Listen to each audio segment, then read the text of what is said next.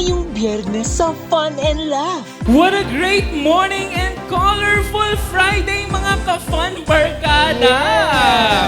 Another fantastic na walastik na naman ang ating episode na magaganap. Kasi habang nawawala ka sa kalangitan o sa kalawakan, hinahanap-hanap ka pa rin ng puso ko. Dahil panibagong tagisan na naman sa galing, diskarte at bilis sa Fun and Laugh Olympics.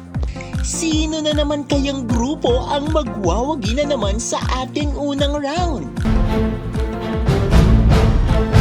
Tuloy-tuloy na rin ang init ng laban sa ating first weekly finals ng The Real Star. Mas lalo kang gumaling ngayon. Napakaganda talaga ng quality ng boses mo. And wala na akong ibang mako-comment, ang linis ng pagkakanta mo. Kauna-unahang makakapasok ng semi-finalist. Ang ating weekly winner ay si...